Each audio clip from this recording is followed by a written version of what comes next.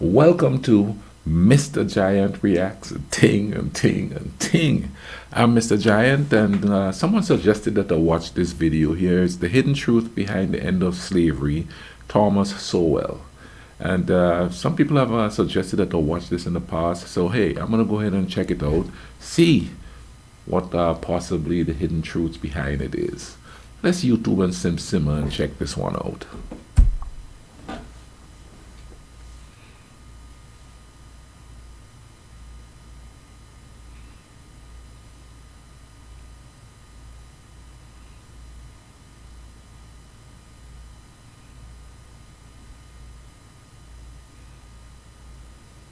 Slavery was destroyed within the United States at staggering costs in blood and treasure.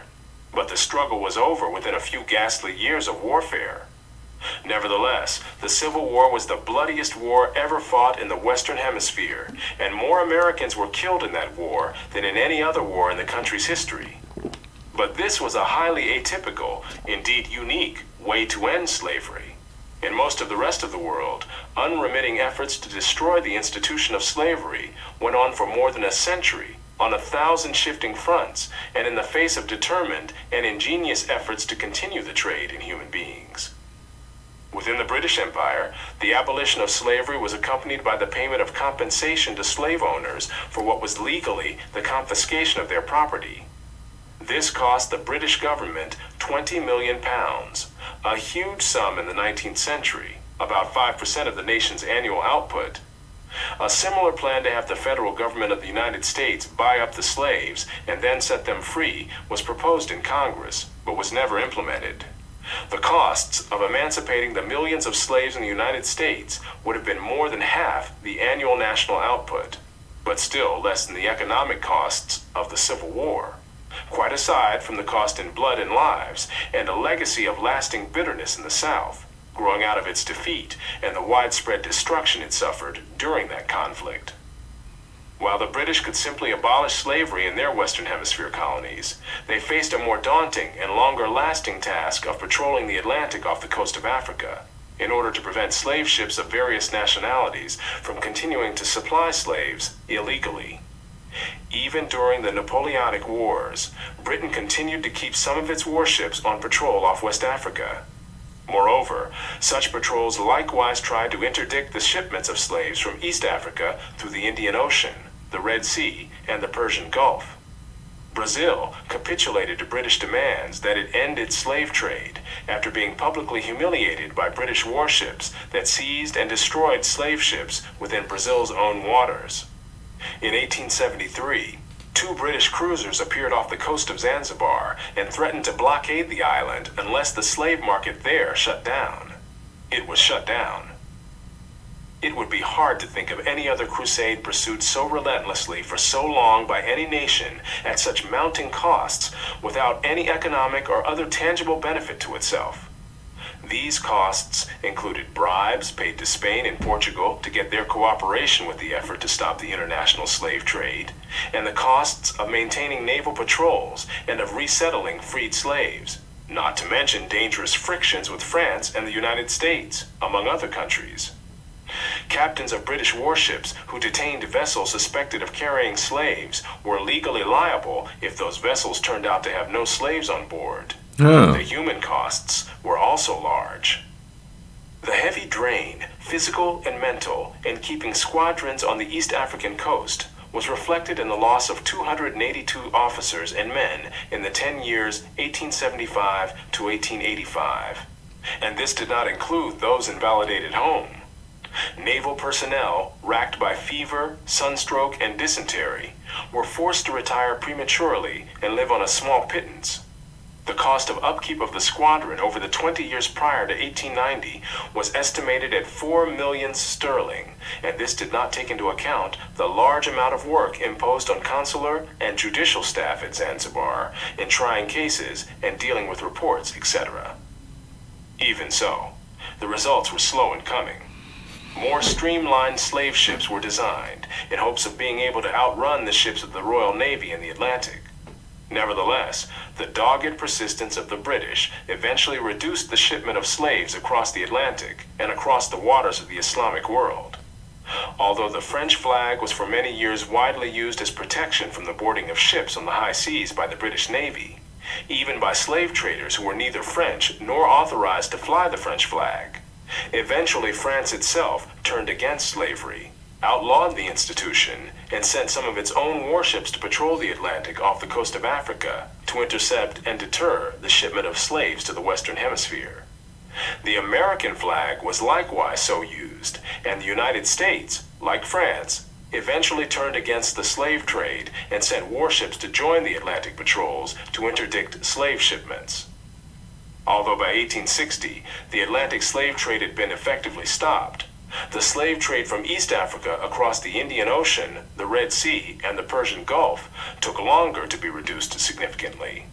Off the east coast of Africa, smaller Arab vessels called dhows hugged the coastlines, in waters too shallow for the British warships to enter. One British commodore estimated that he captured one dhow for every 8 that escaped. Nevertheless, during the period from 1866 to 1869, 129 slave vessels were captured and 3,380 slaves were freed. When the threat of being boarded seemed imminent, the Arabs would throw slaves overboard to drown, rather than have them be found on board, which could lead to British seizure of the vessel and punishment of those who manned it. The worst that could befall the slaves was when the slaver was overhauled by a British cruiser, and they might then be flung overboard to dispose of all evidence. Devereux mentions a case where the Arabs, when pursued by an English cruiser, cut the throats of 24 slaves and threw them overboard. Colomb also states that Arabs would not hesitate to knock slaves on the head and throw them overboard to avoid capture. Because there were only a... No. There's a couple of things I want to say here. I've noticed in the comment section that a lot of people say that they're tired of everybody blaming Britain for the slave trade. And I can honestly say, and I've been around for a few decades living on the island, I never heard anybody blame the British for the slave trade. Maybe some people do, but I have never heard that. I've just seen people say that a lot on here. Now, here is the reason why I think some people would blame the British for the slave trade. It's because Britain they colonized so many different places, and a lot of those places slaves were there. So, and even if they weren't the original colonizers of some places, they actually took it over from other countries like Spain and France and stuff like that, and there were slaves living there. So the last memory of people who were looked at as the colonizers and slaves were there are the ones that's going to get blamed. Now, think about that there. Nobody's talking about the part that the Arabs played in it, which I didn't really know a whole lot about the part that they played in it until I started to, watch these videos and do some more reading on it. They were enslaving Africans way before the African slave trade to the Western world happened. I think the difference is the reason why where we live, especially in what it was then the New World, they didn't colonize any places here. So then they don't get blamed for the slave trade. Now, I've spoken to some Africans that have mentioned Arabs enslaving Africans back in the day, you know what I mean? And I think that's what create a certain amount of animosity that I've seen in some of the videos that I've reacted to between Arabs and Africans because of the history of that slave trade. See, they don't teach us that part about it here in the New World. All we get is the latter part of it. So, and then some people say, well, we end up paying for the slave trade. Somebody said the last payment or so up until 2015. Correct me if I'm wrong in the bottom. Now there's some, how should I put it? It's a little bit of anger because the slaves were freed, but there was no repatriation for them, but there will be repatriation for the slave owners because the Africans were considered their property, so they paid them for their freedom. No, I'm not saying it's a wrong thing to do, but then look at it from somebody else's perspective that's going to say, well, yeah, you paid the guy who really didn't do all the work.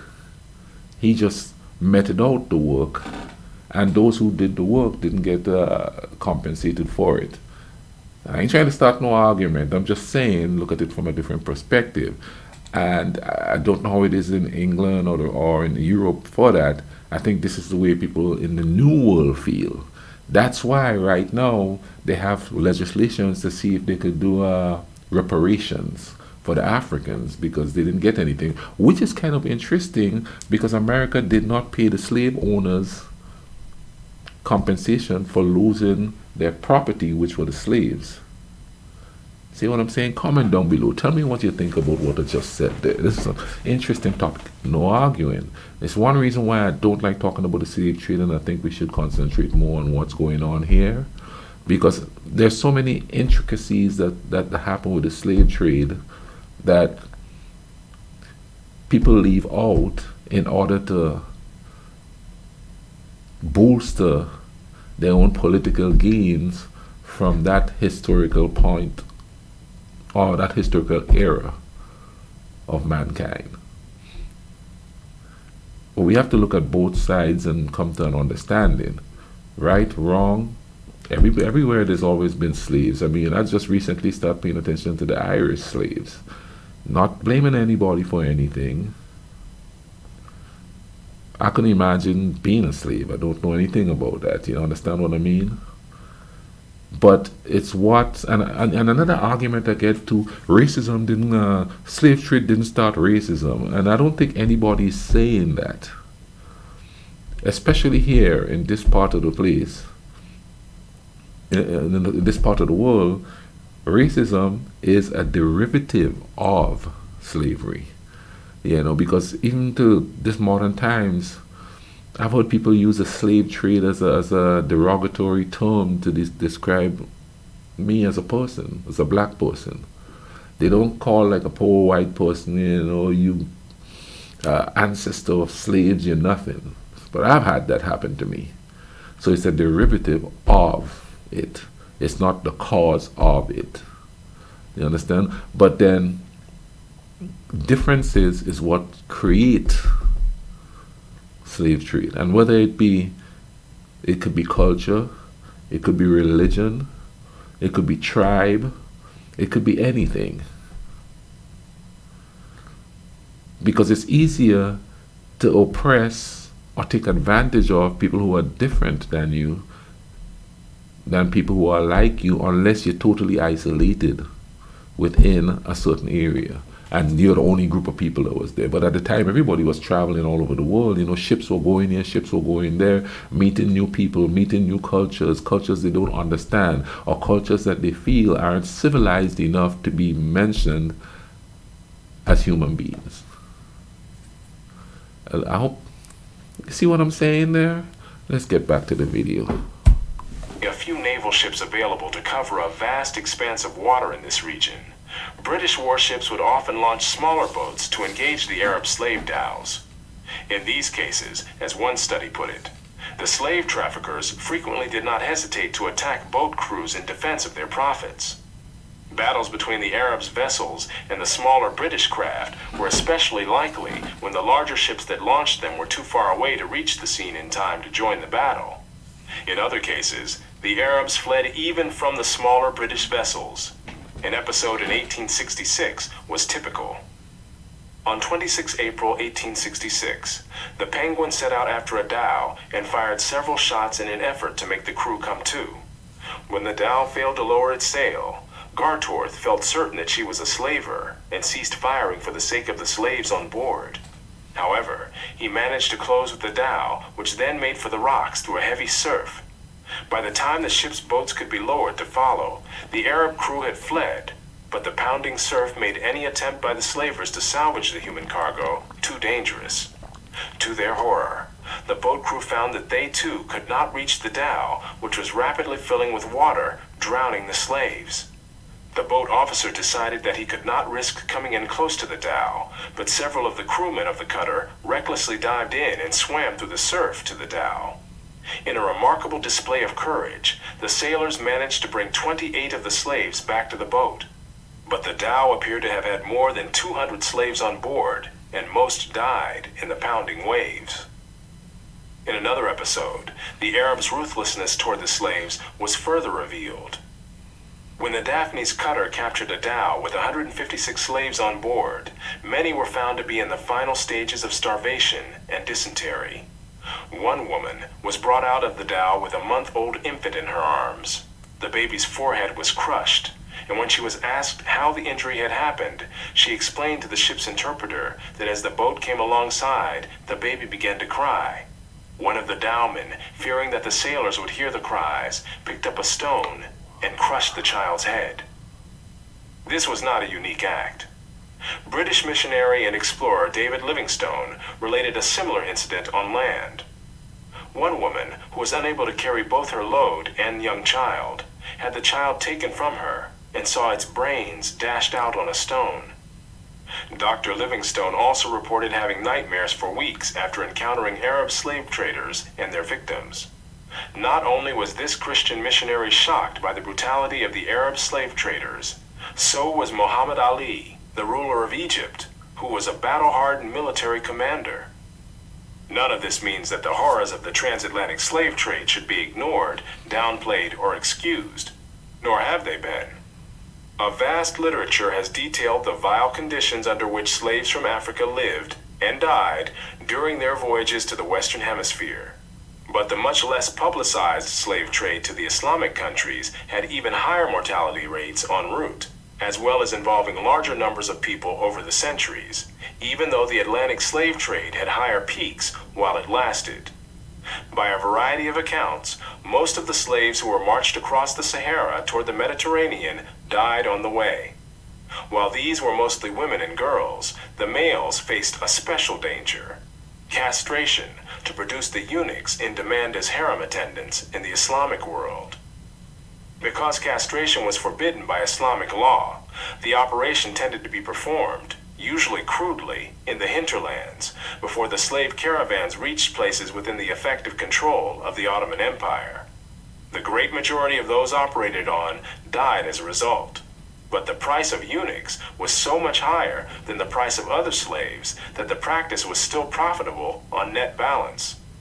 The British Governor-General of the Sudan, C.G. Gordon, estimated that between 1875 and 1879, from 80,000 to 100,000 slaves were exported through his region. General Gordon imposed the death penalty on those convicted of castrating slave men to market them as eunuchs. His attempt to stamp out slave trading in the Sudan cost him his own life as an opposing army, raised and led by Muhammad Mahad, defeated his troops at Khartoum in 1885 and killed Gordon, after which the slave trade flourished again. British control in the region was firmly re-established in 1898 by the crushing victory of troops led by Lord Kitchener at Omdurman, and including a young officer named Winston Churchill. On the issue of slavery, it was essentially Western civilization against the world. At the time, Western civilization had the power to prevail against all other civilizations. That is how and why slavery was destroyed as an institution in almost the whole world. But it did not happen all at once, or even within a few decades. When the British finally stamped out slavery in Tanganyika in 1922, it was more than half a century after the Emancipation Proclamation in the United States, and vestiges of slavery still survived in parts of Africa into the 21st century. Wow. Okay, this was quite interesting there, and they're depicting the Arab, for lack of a better word, contribution to the slave trade, African slave trade, is quite important. I'll be watching part 2, most definitely watching part 2 of this here, so look forward to that. If you've learned something from this video, drop a like on it, you understand what I'm saying? I hope you guys are doing okay out there. I'll leave a link in the description to this video so you could go check it out, without me stopping and babbling there. And you all take care of each other, alright? Cool runnings.